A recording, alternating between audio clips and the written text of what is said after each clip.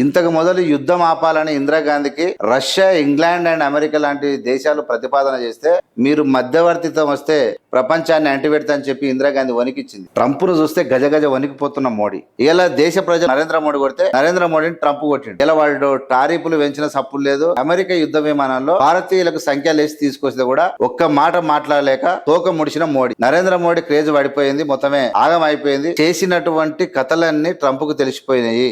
అందులో EVM scam దెబ్బకు తోక ముడిచినటువంటి మోడీ. ఖచ్చితంగా ఈ విషయంలో మోడీ ట్రంప్ ను చూస్తే భయపడిపోతా ఉన్నాడు, వణికిపోతా ఉన్నాడు. గోధి మీడియా, వాట్సాప్ యూనివర్సిటీలంతా తోక ముడుచుకొని పండుకున్న పరిస్థితికి వచ్చింది. ట్రంప్ ను చూస్తే గజగజ వణికిపోతున్న మోడీ.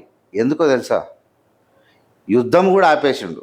తన జీవిత ఆశయమైనటువంటి అంటే పాకిస్తాన్ ఏదో చేసి ప్రపంచంలో ప్రజల గుండెలో నిలవాలనుకున్న నరేంద్ర మోడీ ఒక్క ట్వీట్కు తుస్సుమనడానికి కారణం ఏంటంటే ఖచ్చితంగా నరేంద్ర మోడీని భయపడిచిన ట్రంప్, నాకు వచ్చినటువంటి వార్తలు ఇది నగ్న సత్యమే, వేరే వాళ్ళు చెప్పారు, నీ ఈవీఎంల యొక్క బండారం బయట పెడతా, నువ్వు యుద్ధం ఆపకపోతే ఈవీఎంలు ఎట్లా చేసి నువ్వు గెలుస్తా ఉన్నావో నీది మొత్తం బయట పెడతా అని ఒక్కటే ఒక మాటకు మోడీ తోక ముడిచి యుద్ధం ఆపినటువంటి పరిస్థితి. ఏం చేయాలనో అర్థం కాక ఇంతకు మొదలు యుద్ధం ఆపాలని ఇందిరాగాంధీకి రష్యా, ఇంగ్లాండ్ అండ్ అమెరికా లాంటి దేశాలు ప్రతిపాదన చేస్తే మీరు మధ్యవర్తిత్వం వస్తే ప్రపంచాన్ని అంటిపెడతా అని చెప్పి ఇందిరాగాంధీ వణికిచ్చింది. కానీ ఈ రోజు ఏం జరుగుతుందో తెలుసా? ట్రంప్ సై అంటే సై, నై అంటే నై అన్నటువంటి ఆలోచనకు వచ్చేసింది. కాబట్టి మొత్తం మీద నేను ఒకటి చెప్పేది ఏంటంటే మోడీ చేసినటువంటి కథలన్నీ ట్రంప్ కు తెలిసిపోయినాయి. మోడీ చేసిన కథలన్నీ ట్రంప్ కు తెలిసిపోయినాయి. అందులో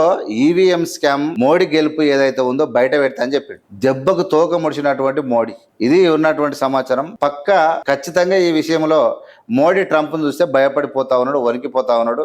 ఇలా టారిఫ్లు పెంచిన సప్పులు లేదు. అమెరికా యుద్ధ విమానాల్లో భారతీయులకు సంఖ్యలేసి తీసుకొస్తే కూడా ఒక్క మాట మాట్లాడలేక తోక ముడిచిన మోడీ. చివరికి లబోదిబమని గోధి మీడియా, నరేంద్ర మోడీ వాట్సాప్ యూనివర్సిటీలంతా తోక ముడుచుకొని పండుకున్న పరిస్థితికి వచ్చింది. ఎందుకంటే చేసిన తప్పులు, పొట్టోన్ని పొడుగోడు కొడితే పొడుగోని పోషామ కొట్టిందంట. ఇలా దేశ ప్రజలను నరేంద్ర మోడీ కొడితే నరేంద్ర మోడీని ట్రంప్ కొట్టిండు. అక్కడ యుద్ధం ఆపేసిండు, ఇక్కడ కంపెనీలు వేకేసిండు. నువ్వు ఎక్కువ మాట్లాడొద్దని చెప్తా ఉన్నాడు. అది మీకు పట్టినటువంటి పరిస్థితి.